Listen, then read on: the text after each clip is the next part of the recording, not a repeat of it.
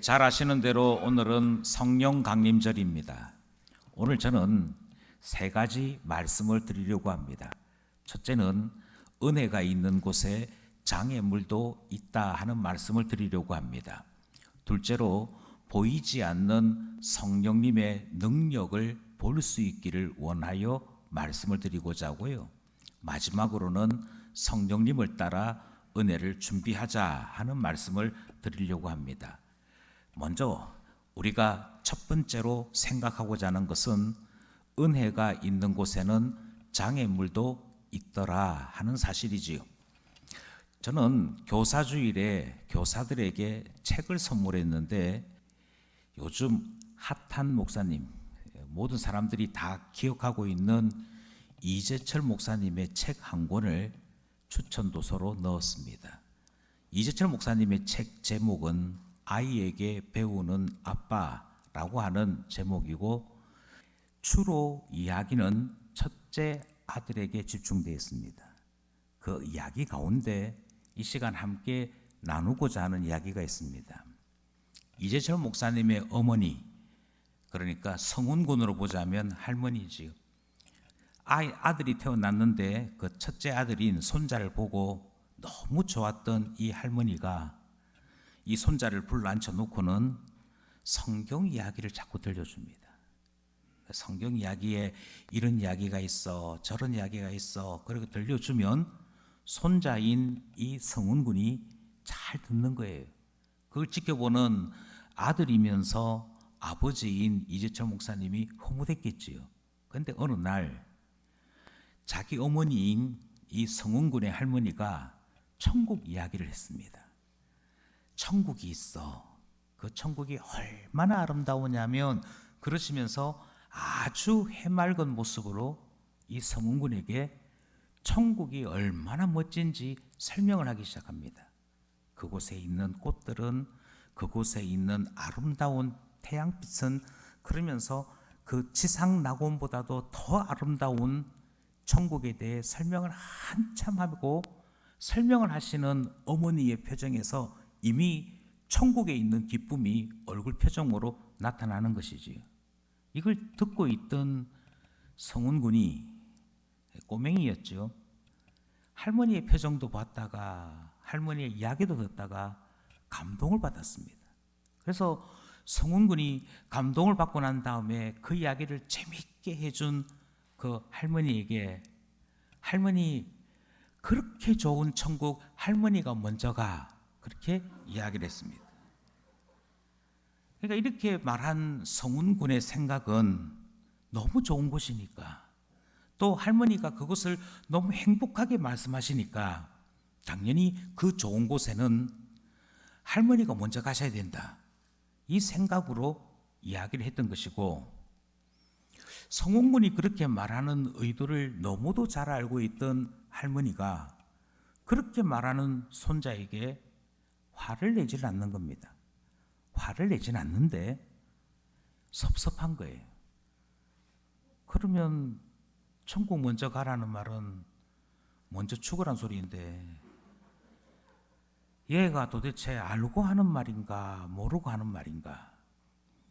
그래서 조금 전까지 그렇게 해맑은 표정으로 천국 이야기를 하시던 그 어머니 표정이 웃지도 못하고 울지도 못하는 묘한 표정이 되어 있더라.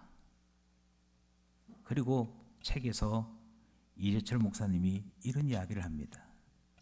우리 어머니만 그런 것이 아니고 우리 모두가 어쩌면 맞는 말인데, 옳은 말인데 그걸 잘 받아들이지 못할 때가 있다. 제가 이 이야기를 설교의 초두에 꺼내는 이유는 바로 이재철 목사님이 말씀하신 이 현상 때문입니다.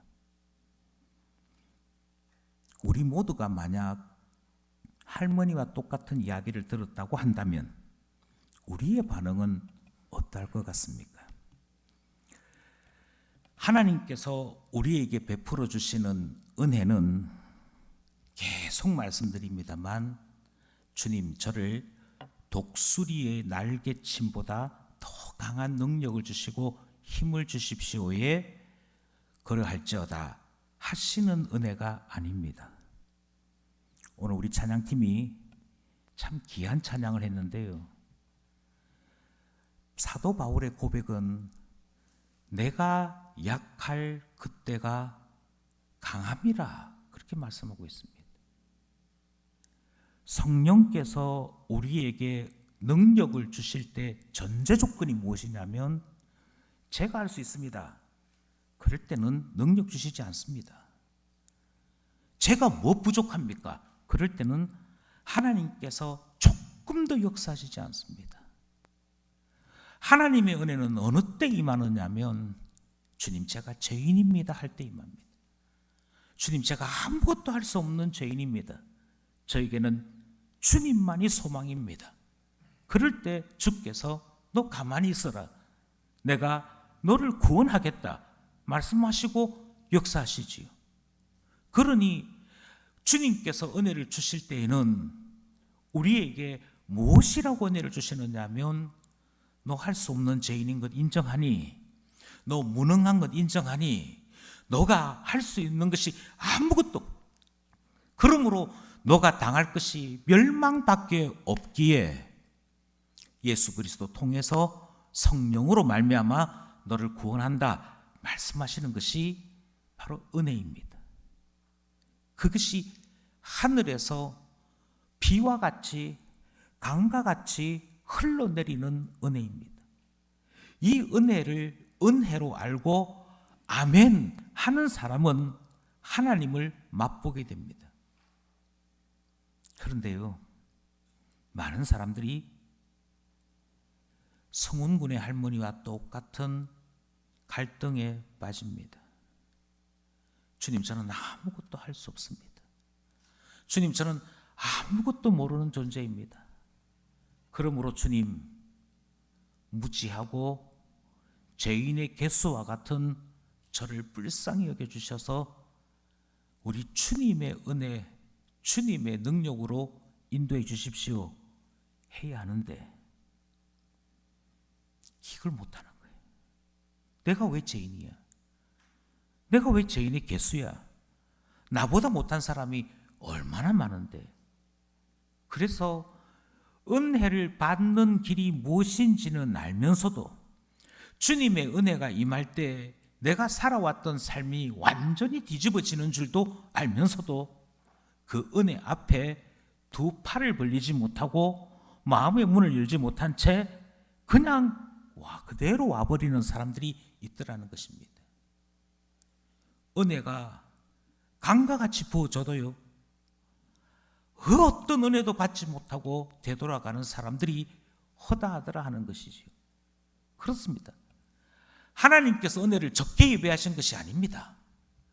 하나님께서 은혜를 부족하게 준비하신 것이 아닙니다. 지금도 은혜는 하늘에서 비와 같이 쏟아집니다. 그런데 매우 놀랍게도 은혜가 강을 이루고 산을 이룬다 할지라도 그 은혜를 내 것으로 만들지 못한 채 방황하고 고민하는 영혼들이 많더라 하는 것이지요. 우리는 바로 이 점을 주목하고자 하는 것입니다. 우리는 오늘 본문을 삭개오 사건이라고 부르고 있지요. 세리장이었던 삭개오가 주님을 만나 새로운 삶을 살게 되는 기적과도 같은 사건이 오늘 본문에 기록되어 있습니다. 그런데 오늘 본문을 찬찬히 한번 보시면 삭개오에게도 은혜 안에 들어가기까지 많은 장애물이 있었음을 보게 됩니다. 여러 장애물들이 있습니다만 오늘 이 시간에 저는 큰 것 세 가지를 함께 먼저 살피고자 합니다. 그냥 바로 은혜 안으로 들어간 것이 아니다는 것이지요. 모든 은혜의 장소에는 은혜를 받지 못하도록 만드는 장애물이 있더라. 삭개오에게도 세 가지 장애물이 있더라는 것입니다. 첫째가 무엇이냐? 첫째가 2절 말씀에 기록되어 있습니다. 2절 말씀 함께 합독하겠습니다. 시작. 삭개오라 이름하는 자가 있으니 세리장이요 또한 부자라. 혹시 여기에서 첫 번째 장애물이 무엇인지를 발견하셨는지요? 삭개오가 은혜의 자리에 가기까지 장애물을 건너가야 하는데, 첫 번째 장애물이 무엇이냐면 자신이 살아왔던 삶, 과거, 내가 지나왔던 모든 걸음들이 방해가 됩니다. 어느 날 마음에 결심을 하고 나 이제부터 예수 믿을래. 그러면 주변에 있는 많은 사람들이 하는 말이 있습니다. 너 원래 교회 안 다녔잖아. 너 원래 절에 다녔잖아. 너 원래 이거하고 상관없이 살았던 사람이잖아. 술 좋아하고 담배 좋아하고 여자 좋아하는데 뭔 갑자기 난데없이 교회냐? 이 말은 너가 지금까지 살아왔던 과거를 생각해봐. 너가 지금까지 살아왔던 너의 삶을 되돌아봐. 왜 갑자기 교회고 예수님이야? 하던 대로 해. 이야기가 등장을 하지. 많은 사람들이 종교를 바꾸는 것을 힘들어합니다. 왜 종교를 바꾸는 것을 힘들어하느냐면 기독교가 나쁘거나 엉터리여서가 아닙니다. 바로 첫 번째 장애물요. 너 지금까지 그렇게 살지 않았잖아. 삭개오가 어떤 삶을 살았느냐? 그는 세리장으로 살았습니다. 예수님 당시의 세리장들은 돈에 몰두된 존재들이었습니다. 예수님 당시의 세리장들은 가난한 자들을 착취하는 사람들이었습니다. 예수님 당시의 세리장들은 로마 제국의 권력의 편에 서서 그들에게 아부하는 자들이었습니다. 그것이 민족의 반역자라고 하는 이름을 가진 세리장들의 삶이었습니다. 더군다나 여리고의 세리장은 이스라엘 전체 세리장들 가운데 최고의 수입을 가진 자들이었습니다. 이 말은 다르게 얘기하면 그 어떤 지옥보다도 가장 악랄하게, 가장 잔혹하게 착취하고 자기의 사유재산을 늘렸던 그와 같은 부패한 자들이 바로 여리고에 있는 세리원들이었고, 그들의 개수가 세리장 삭개오였다는 사실을 우리에게 설명하고 있는 것이지. 그랬던 삭개오가 어느 날 예수님 만나겠다고 그 앞에 설 수가 없는 것이지요. 내가 어떤 사람이었더라? 그것 때문이에요. 우리는 종종 우리의 과거, 우리가 행하였던 행위 때문에 주님 앞에 서지 못할 때가 있습니다.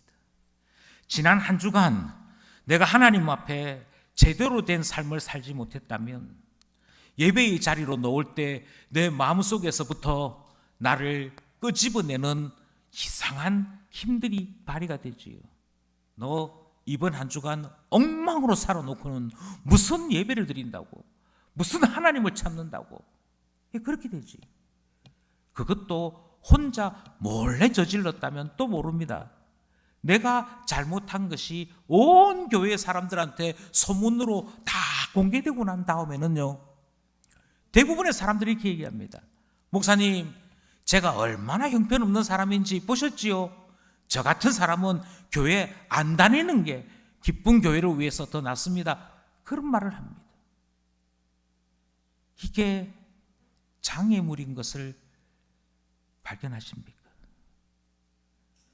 주님이 나의 생명이라고 말은 하면서도 여전히 내 체면이 더 중요한 거지요. 여전히 내 위신이 더 중요한 거지요. 그래서 나의 과거에 대해서 사람들이 뭐라고 말하는 것, 내가 저질러 왔던 나의 행위에 대해서 사람들이 수군거리는 것이 싫어서 그만 이 장애물에 걸려 주님께로까지 가지 못하는 사람들이 허다하더라는 것입니다. 삭개오는 바로 이 첫 번째 장애물을 만난 사람이었습니다. 첫 번째만 있었느냐? 그렇지 않죠. 두 번째도 있습니다. 두 번째는 7절에 등장합니다. 7절 말씀도 함께 합독하겠습니다. 시작. 무사람이 보고 수군거려 이르되 저가 죄인의 집에 유하러 들어갔도다 하더라. 여러분, 이 7절에서 어떤 장애를 만나는지 혹시 발견하셨습니까?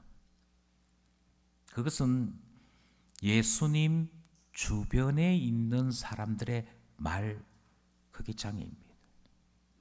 참 신기하지요. 예수님 주변에 예수님을 따라다니던 사람들이 있었습니다. 이 사람들이 100m, 200m 따라다닌 게 아닙니다. 지금 예수님께서 갈릴리로부터 출발을 해서 여리고까지 계속 이어오시는 가운데 한 사람, 두 사람 예수님을 따라오기 시작한 겁니다. 그리고 이 여리고를 지나서 여리고 골짜기를 내려갔다가 예루살렘으로 올라가는 그 길 가운데 있습니다.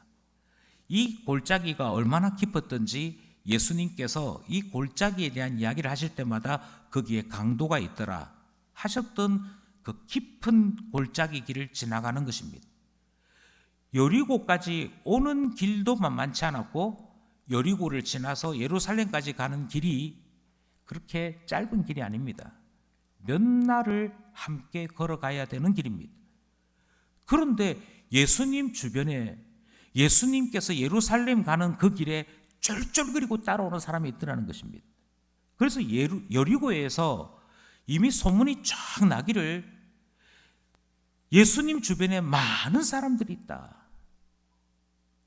그럼 우리 생각하기를 예수님을 그만큼 따라다니는 사람들이라고 한다면 예수님을 너무너무 좋아하거나 예수님이 말씀하신 대로 살려고 결심한 제자들 정도라고 봐야 되지 않겠습니까? 그래서 예수님 곁에 있는 사람들을 예수의 사람들이라고 이름 붙여야 될 것 같은데 삭개오가 예수님을 만나기 위해서 예수님 앞에 나가게 되었을 때 그 주변에 있던 바로 그 사람들, 우리식으로 얘기하면 교회 열심히 다니고 있는 극성스러운 교회 사람들이 어머야 저 사람도 교회 왔다. 저 사람이 어떤 사람인데 교회를 와 하고 수군거리더라는 것입니다. 우리는 여기서 한 가지 고민을 합니다. 도대체 이 사람들은 예수님을 도와주지도 않으면서 왜 예수님 따라다닐까요? 그리고 예수님 곁에 가까이 다가가려고 하는 사람들이 예수님은 참 좋은데 예수님 곁에 있는 사람들의 수군수군거리는 소리가 싫어서 나 교회 안 갈래, 나 예수 안 믿을래 하는 일이 생긴다는 사실을 알고 계십니까? 수군수군거리는 이 소리, 그 소리를 삭개오가 듣습니다. 그 삭개오가 들었던 소리는 저 죄인이 이것은 7절에만 등장하는 일이 아닙니다. 사실은 3절에서도 이미 나타났던 사실입니다. 3절 말씀을 읽어보겠습니다. 시작. 그가 예수께서 어떠한 사람인가 하여 보고자 하되 키가 작고 사람이 많아 할 수 없어. 예, 그 다음 본문 우리는 잘 알고 있습니다. 삭개오는 도무지 사람들 뚫고 예수님을 만날 수가 없었기에 나무 위로 올라갔다 하는 것이 4절에 등장하죠. 여러분 다시 한번 곰곰이 생각해 보십시오. 사람들이 있습니다. 예수님 주변에 사람들이 꽉 있습니다. 그런데 그 사람들이 다 자기보다 키가 커요. 그래서 뚫고 들어가서 앞으로 가야만 예수님 볼 수 있습니다.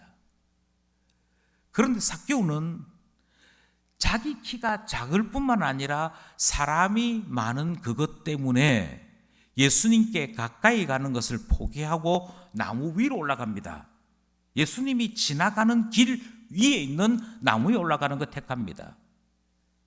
한번 곰곰이 생각해 보십시오.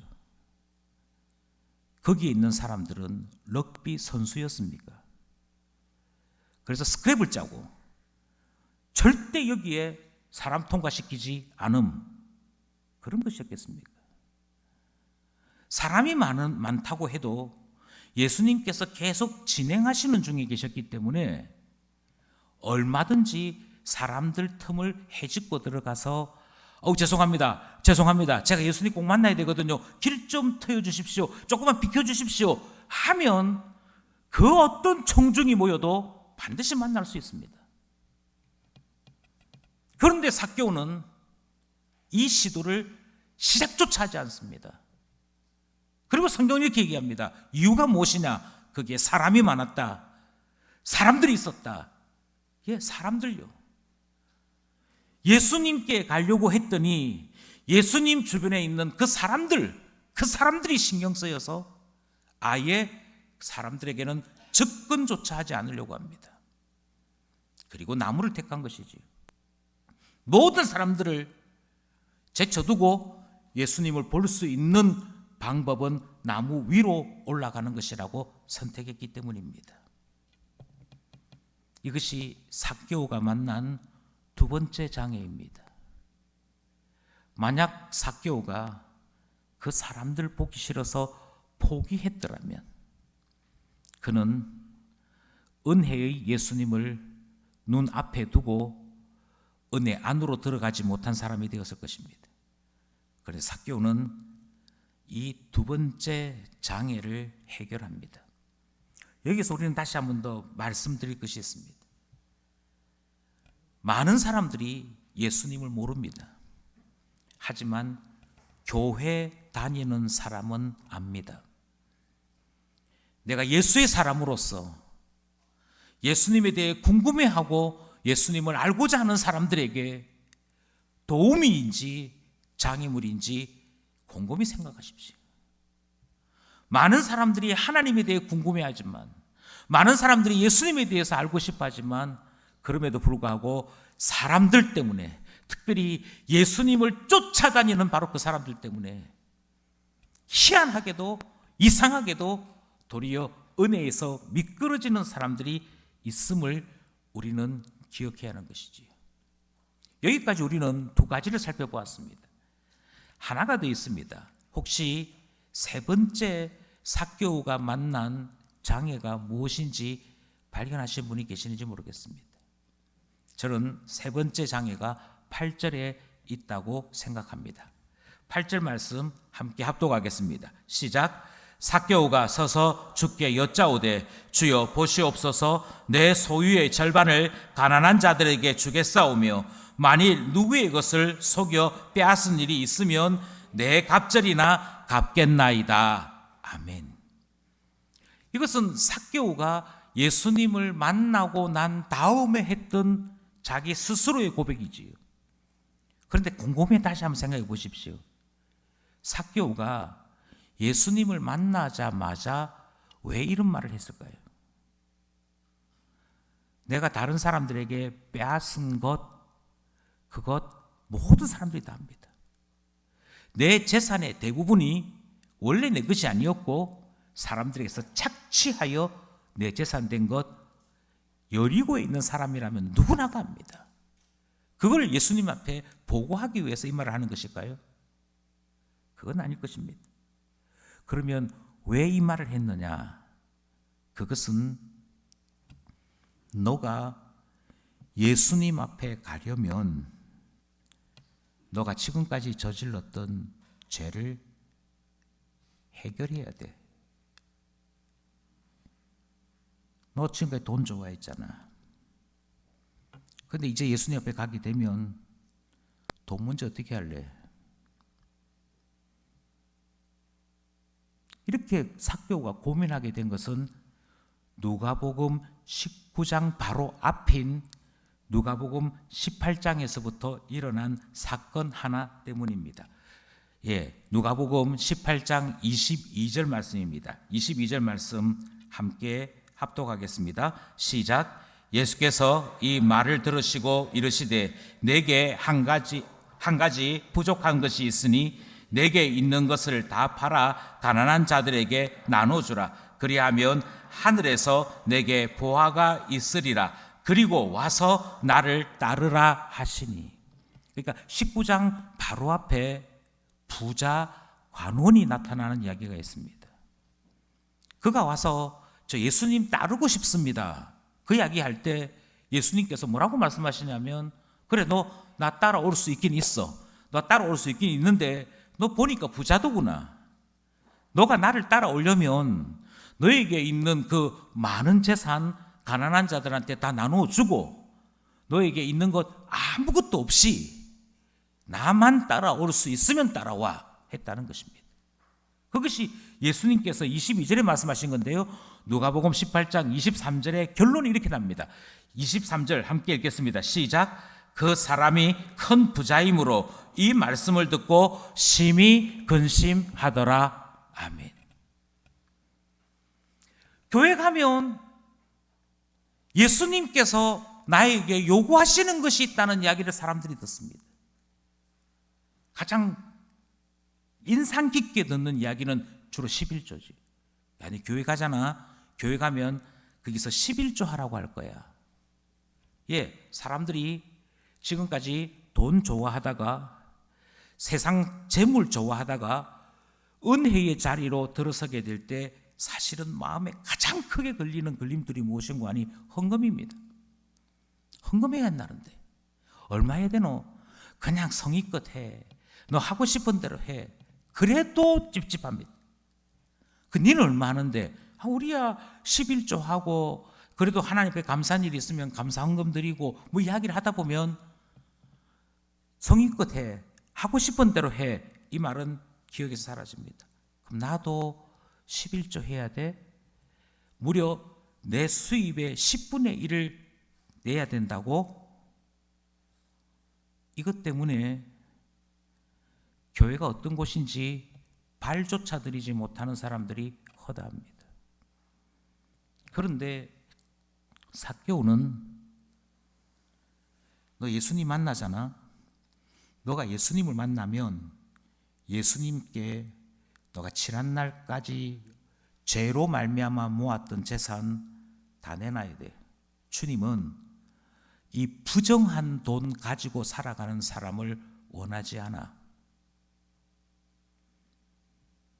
너가 지금까지 다른 사람들에게서 빼앗은 돈 주님이 기뻐하시지 않아. 너보다 앞에 있었던 부자 간원이 이것 못해서 주님 앞에 도망가 버렸잖아. 예, 은혜라고 하는 것은 새로운 삶으로 우리를 부르시는 것이기 때문에 지금까지 살아왔던 삶으로는 은혜 안으로 들어갈 수 없습니다. 지금까지 내가 좋아했던 것 가지고는 은혜 안으로 들어갈 수 없습니다. 그래서 삭개오가 주님 말씀 한마디 안 하시는데도 스스로 이야기합니다. 저를 맞이해 주신 주님께 제가 솔직하게 이제부터 이렇게 살겠습니다. 고백합니다. 내가 남한테 빼앗은 것 4배로 갚겠습니다. 제 재산의 절반 이제 가난한 자들에게 내어주겠습니다. 이 이야기 왜 하는 거 아니? 바로 이것 때문이에요. 교회 가면 이제부터 거짓말하면 안 된대. 교회 가서는 이제부터 욕하면 안 된대. 교회 가면 이제부터 술, 담배 하면 안 된대. 교회 가서는 이제부터 싸우면 안 된대. 교회 가면 이제부터 성질내고 혈기 부리면 안 된대. 예, 바로 그것 때문에. 주님이 원하시는 변화된 삶, 주님이 원하시는 성도로서의 삶을 몰라서가 아니고요, 내가 주님 만나기 전에는 그 모든 것들이 다 걸림돌이 되기 때문에. 지금은 교회를 다니시지만 저희 장모님 전도할 때 저희 장모님이 맨 처음 하시는 말씀이 야야 나는 교회 안 간다 이러시더라고요. 왜 안 가십니까? 물었더니 교회 다니는 사람들 보니까 되게 부지런해야 되더라. 새벽기도 가야 되고 이거부터 얘기하시더라고요. 아니 주일날 교회 오시라고 했더니 뭐 난데없이 새벽기도 가야 되고 그러고 난 다음에도 또 뭐 밤에도 뭐 기도한다고 해서 나는 그래 못 산다 이러시고는 그게 부담스럽다 하시더라고요. 예, 그러니까 누구나가 다 알고 있는 거예요. 교회를 나가기 시작하면 이제부터 신자로 산다는 것은 더 이상 죄된 삶에서는 떠나는 것이고 주님이 원하시는 새로운 삶을 살아야 한다. 이게 부담스러워서 그럼 이제부터 내가 좋아했던 거 못한다는 얘기야. 그것 때문에 은혜의 자리에서 도망가는 경우가 생기더라는 것입니다. 그러니 삭개오가 은혜 받은 것은 그냥 받은 것이 아닙니다. 이 세 가지, 적어도 이 세 개 이상의 장애물을 뛰어넘고 난 다음에서야 주님을 만날 수 있더라 하는 것이지요. 그럼 우리는 여기서 한 가지 고민을 해야 합니다. 아니 목사님, 오늘은 성령 강림절인데 왜 삭개오 이야기만 계속하고 계십니까? 예, 이유는 간단합니다. 지금까지 이 삭개오 이야기 속에서 혹시 주님께서 삭개오에게 어떻게 다가오셨는지를 보셨는지요?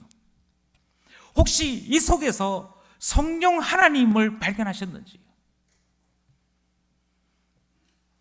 성령 하나님은 결코 보이지 않는 분이십니다. 성령 하나님은 우리 눈에 보이지 아니하심으로 우리가 어디에 계신지 알지 못하나 성령 하나님의 능력이 나타나는 것을 통해 하나님이 여기에 역사하셨구나 하는 것을 깨닫게 되는 것이지요. 그런 점에서 우리는 다시 한 번 더 이 질문을 해야 할 것입니다. 이렇게 장애물이 많았는데도 불구하고 삭개오는 어떻게 구원에 이르는 은혜를 받을 수 있었을까요? 이렇게 약점도 많고 결점도 많은 삭개오임에도 불구하고 어떻게 예수님은 이 사람도 아브라함의 후손이다, 아브라함의 자손이다 라고 하는 구원을 선포하시게 된 것일까요?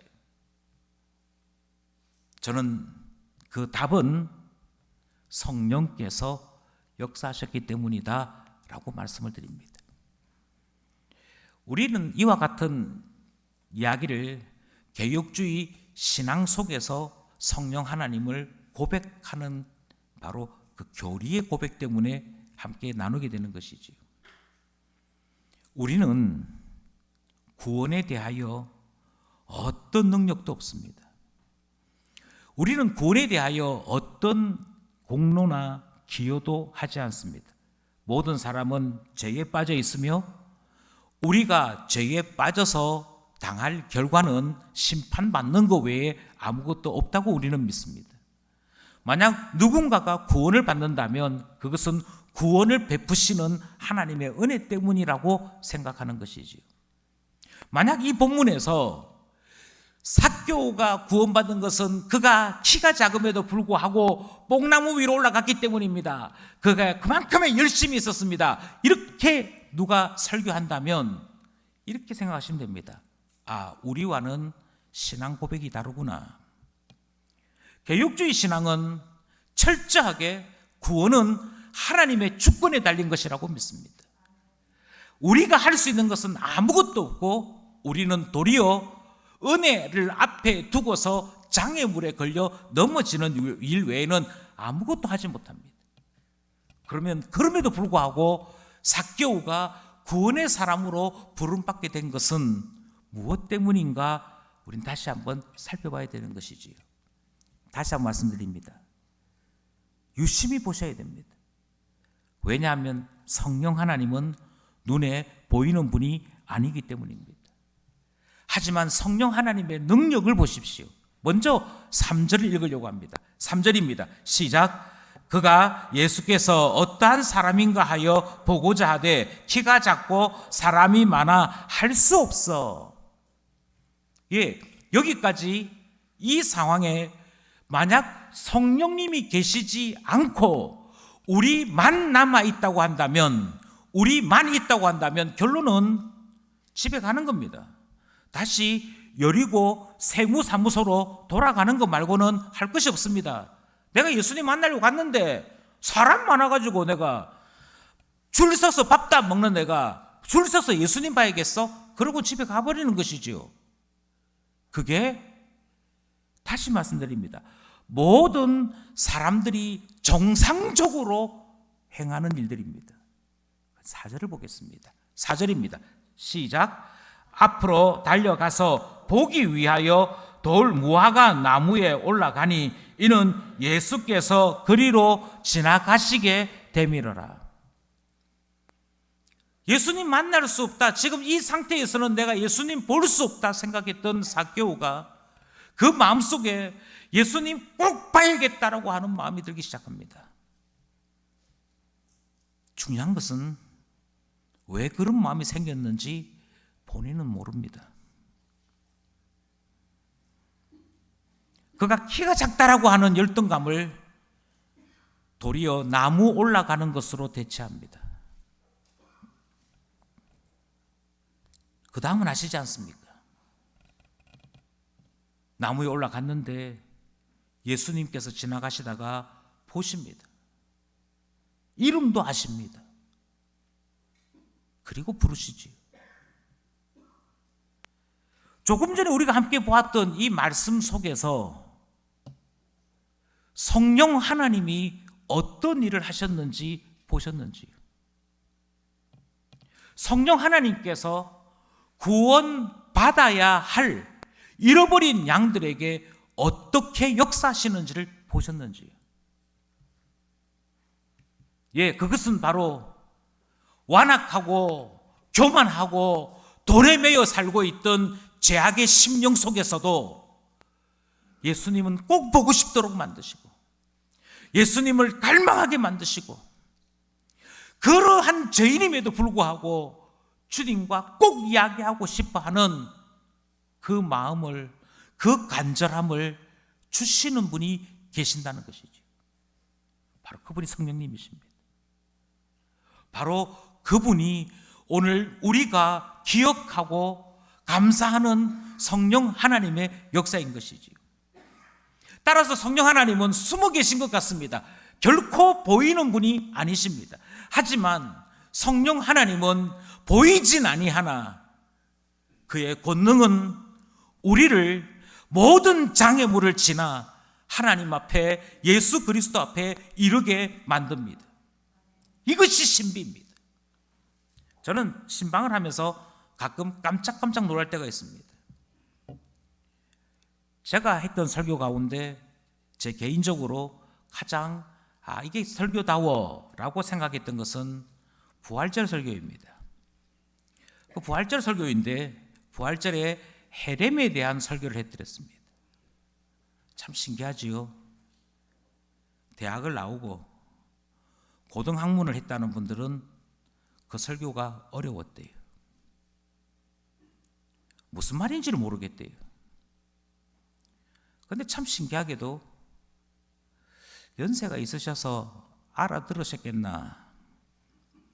이게 좀 어려운 말이었는데 히브리어까지 있는 이야기였는데 구약 성경 전체를 하나씩 찾으면서 했던 설교인데 이해하셨겠나 하고 여쭤보면 오히려 많이 배우지 못하셨으나 기도하시는 분들은 아이고 목사님 제가 그 말씀 이해했습니다. 무슨 뜻인지 알겠더라고요 하시더라고요.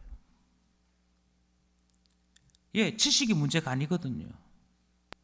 하나님의 말씀과 하나님의 음성을 듣는 일은 지식의 문제가 아니거든요. 깨닫게 하시는 성령 하나님의 역사로 일어나는 일이거든요. 그러니 주님의 권능을 따라 구분이 달리 나타나는 겁니다. 역사가 달리 나타나는 것이지. 가장 지독한 한 사람이 그가 가장 거룩하신 예수님을 만나기 위해 나무에 올라갔다. 예, 그가 한 일이 아닙니다. 그는 결코 그런 사람이 아닙니다. 그럼에도 불구하고 그를 나무에 올려서 예수님을 보도록 이끌어 주신 분이 계신다는 것이 보여야 합니다. 성령께서 행하신 그 권능이 보여야 합니다. 왜 봐야 되는고 하니 바로 그 권능이 보여야 주님 제게도 이 권능을 주시옵소서, 성령님 제게도 이 권능을 베풀어 주셔서 무딘 제 마음에도 굳어져 있는 제 심령 속에도 주를 사모하고 주를 앙망하는 뜨거운 마음 주시옵소서 기도할 수 있기 때문인 것입니다. 혹시 성령 하나님을 아느냐 모르느냐의 차이거든요. 그런 점에서 우리는 다시 한 번 더 성령 하나님에 대한 말씀을 나누게 되는 것이죠. 그럼 성령 하나님에 대해서 우리가 안다면 어떻게 되느냐? 예, 안다면 우리는 사도 바울의 고백을 함께 나누게 됩니다. 고린도후서 10장 4절 5절 말씀을 함께 합독하려고 합니다. 시작. 우리의 싸우는 무기는 육신에 속한 것이 아니요 오직 어떤 견고한 진도 무너뜨리는 하나님의 능력이라. 모든 이론을 무너뜨리며 하나님 아는 것을 대적하여 높아진 것을 다 무너뜨리고 모든 생각을 사로잡아 그리스도에게 복종하게 하니. 다시 말씀드립니다. 예수 믿는 거 이론의 문제가 아닙니다. 오히려 성령님이 역사하시면 모든 이론은 부서집니다. 모든 이론은 부서집니다. 내가 가지고 있던 모든 경험들, 심지어 은혜보다도 더 높아져 있던 것들, 그게 다 무너집니다. 누가 무너뜨리시느냐? 다시 말씀드려요. 그 권능이 성령 하나님께서 행하시는 권능입니다. 저는 이 점에서 하나님을 경험하는 신앙생활을 할 수 있기를 바라는 것입니다. 내가 가지고 있는 평소의 것으로 신앙생활 하시겠다면 장애물 결코 넘어서지 못합니다.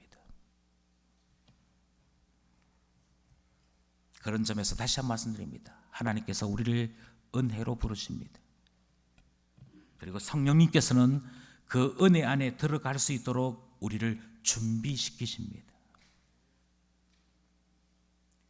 성령 없이는 예수 믿을 수 없습니다. 성령 하나님 없이는 은혜 안으로 들어갈 수 없습니다. 성령 하나님만이 우리에게 가란 마음과 주를 붙잡는 결단과 그 순종을 이루시기 때문인 것이죠. 제가 이렇게 설교하는 이유는 한 가지입니다. 그것은 성령으로 말미암아 주님을 온전히 바라보는 참 신자의 삶을 살아갈 수 있도록 하기 위해서이지. 성령께서 우리에게 풀어주시는 준비는 이와 같습니다. 먼저 세상에 실망하도록 만드십니다. 세상 의지하지 않도록 만드십니다. 그리고 난 다음에 나 자신에 대해 철저하게 절망하게 만드십니다. 연인 사이에서는요, 나 이뻐? 이러면 이뻐 이래야 연인 사이의 관계가 유지됩니다. 근데 신앙은요, 목사님 저 잘했죠? 이러는데 우리는 아무것도 할 수 없는 죄인입니다. 이렇게 말해야 됩니다. 그때 다시 말씀드려요. 성훈이 할머니 같이 묘해지시면 안 됩니다. 내가 아무것도 할 수 없는 죄인이기에, 나에게는 어떤 소망도 보이지 않기에, 나에 대한 모든 기대를 철저하게 내려놓고 예수님만 붙잡는 일을 하게 되는 것, 그게 성령님 하시는 일이라니까요.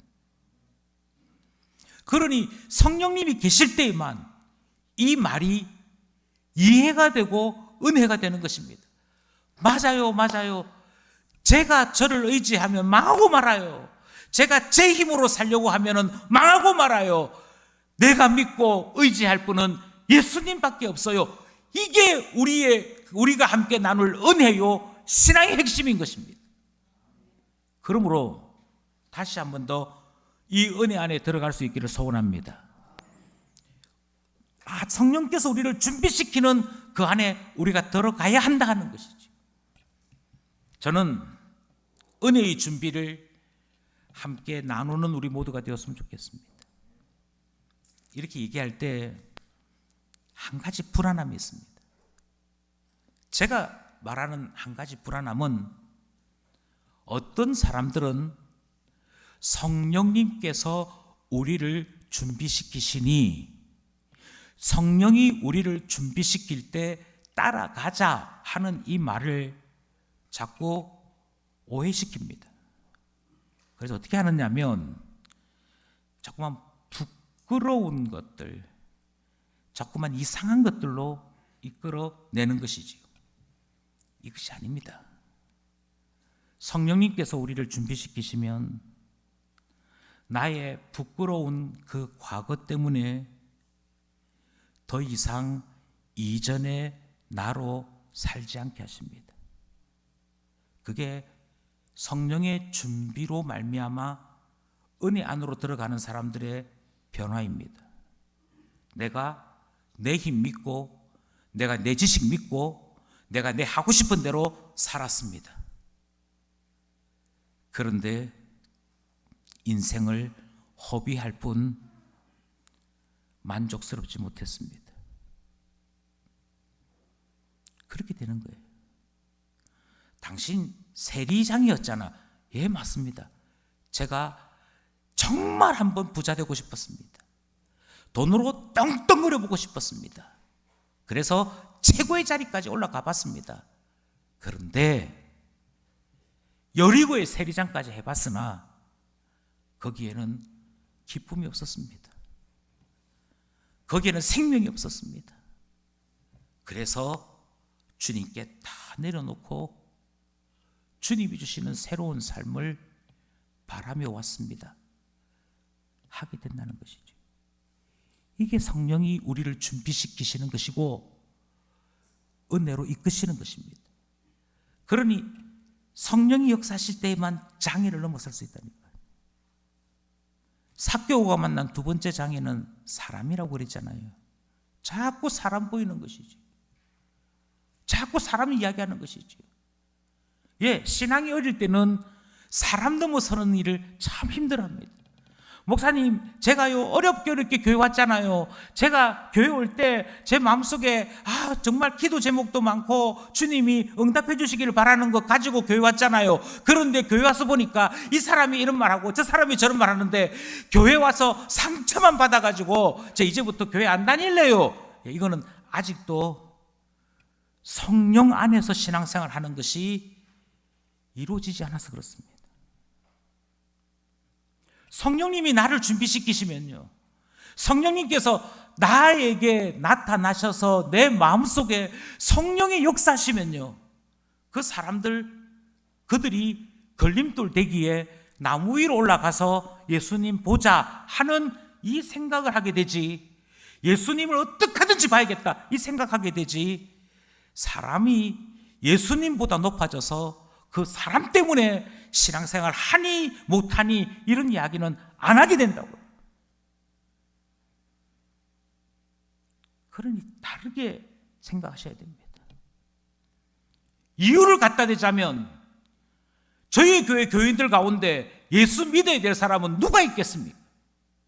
너무 교회가 멀어요.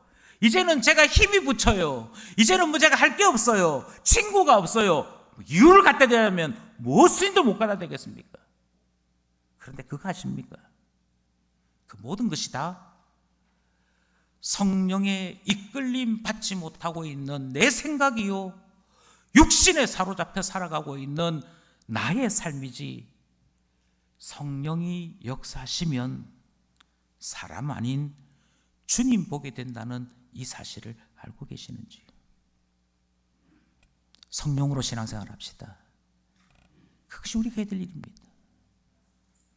마지막 세 번째가 있었지요.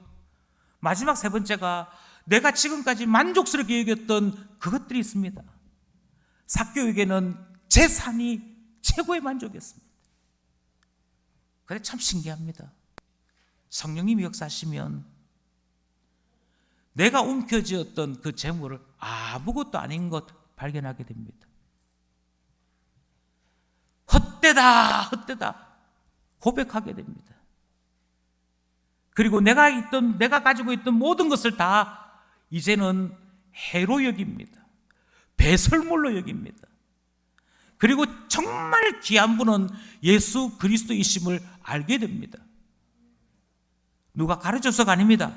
내 마음속에서 주님이 얼마나 귀한 분인지 그분을 찬양함이, 그분을 내가 노래하는 것이 감사하고 기쁨으로 바뀌게 됩니다. 그 모든 일을 이루시는 분이 누구시냐? 그분이 바로 성령 하나님이십니다. 바울의 이야기를 다시 한번 보겠습니다. 빌립보서 3장 8절로부터 9절입니다. 함께 합독합니다. 시작. 또한 모든 것을 해로 여김은 내 주 그리스도 예수를 아는 지식이 가장 고상하기 때문이라.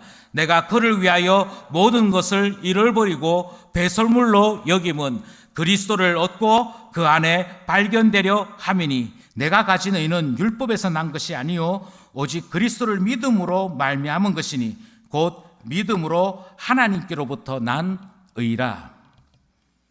바울의 고백은 아주 분명합니다. 바울이 예전에 귀하다 여겼던 것, 성령님께서 바울의 마음을 만지시고 나니 귀한 것이 아니었습니다. 귀한 게 아니었습니다. 모든 것을 해로 여깁니다. 있어서는 안 되는 것이라고 얘기합니다. 배설물로 여깁니다. 가장 귀한 것, 예수님뿐입니다. 왜 예수님이 가장 귀하냐?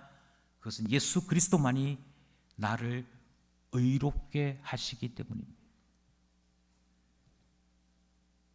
이제 저는 지금까지 계속 성령님이 역사하셔야만 신자 될 수 있다고 말씀드렸고, 성령님이 역사하셔야만 주님께로 가는 길에 만나는 모든 장애를 뛰어넘을 수 있다고 말씀을 드렸습니다. 그러므로 모든 신자들은 성령께서 나에게 오시고 준비시키는 은혜를 반드시 누려야 합니다. 질문은 이것입니다. 성령님을 따라 은혜의 준비를 하고 계시는지요? 매 주일마다 하나님 앞에 나오기 전에 성령께서 나를 준비시키는 이 준비를 따라 예배의 자리로 나오시는지요? 아니면 그런 것과 상관없이 내 의지로 여기 왔다가 내 지식으로 설교를 들었다가 그리고 일정을 따라 집에 가기 바쁜 평범하기 그지없는 사람의 삶을 예배 생활이라고 생각하고 사시는지요?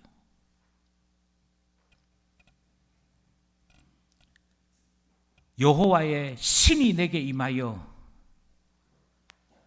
이 세상 사람들이 꿈꿀 수 없는 것을 경험하게 되는 그 일이 우리의 일상이 되어야 하는데 하고 계시는지요?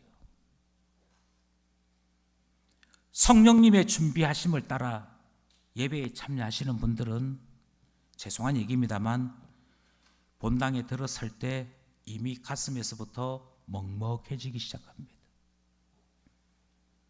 오늘도 하나님이 내게 무슨 은혜 주시려나, 그것으로 인해 내 심장이 하나님 앞에 뛰기 시작합니다.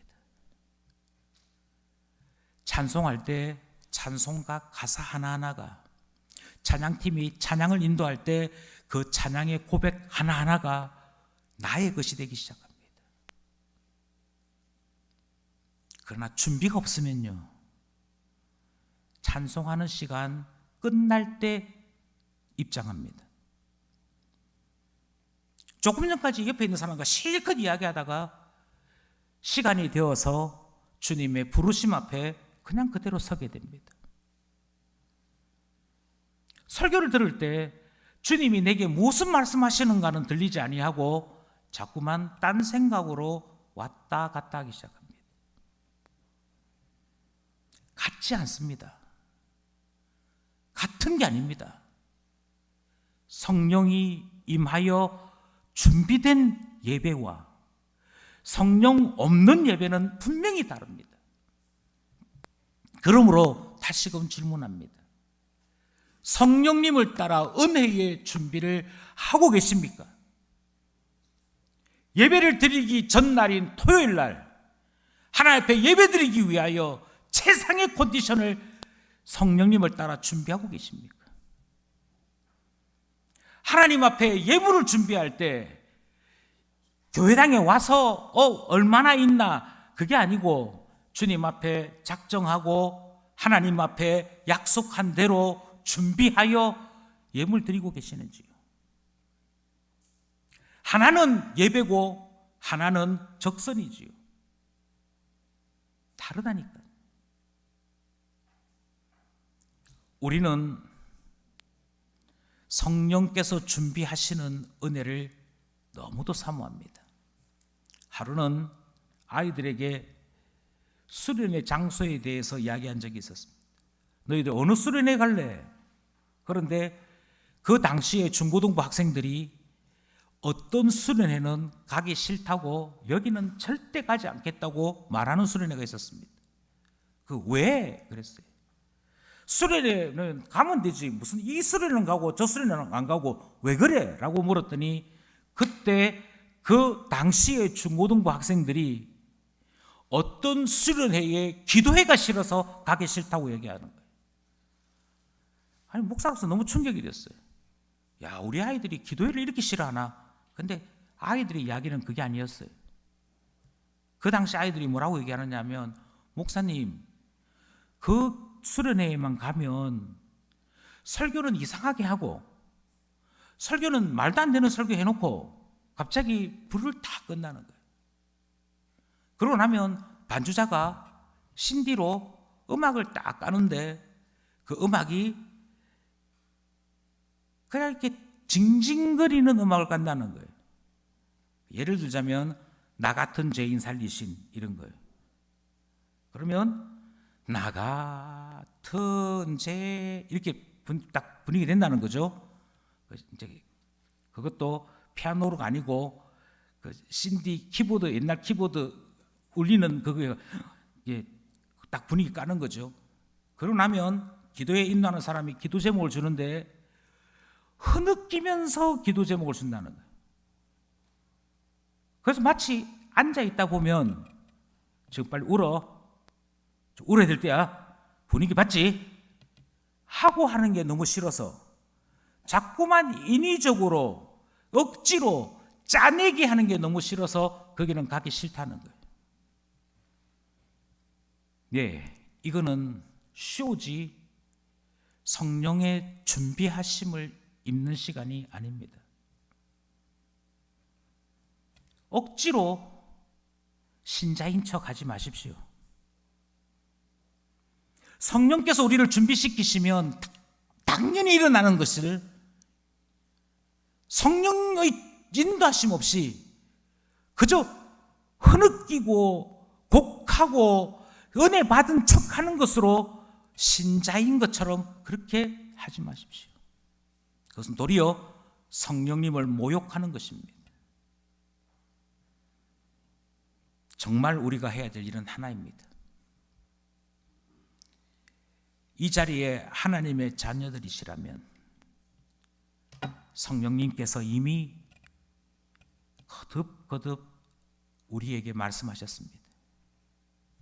나는 왜 예수 믿어야 하는가?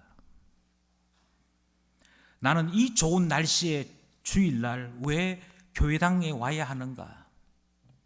주님이 계속 우리에게 말씀하셨습니다. 그리고 우리는 성령님의 준비를 따라 예 맞습니다.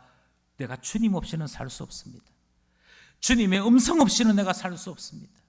주님의 은혜로 내가 채워져야만 이 험한 세상 속에서도 살아갈 수 있습니다를 깨닫게 되므로 준비된 심령, 준비된 신자가 되어 하나님 앞에 나타나게 되더라 하는 것이죠. 그러므로 성령이 역사하셔서 주님 바라보고 준비된 신자로 살아감이 있는 우리 모두 되기를 소원합니다. 이 은혜를 주시는 분이 성령님이십니다.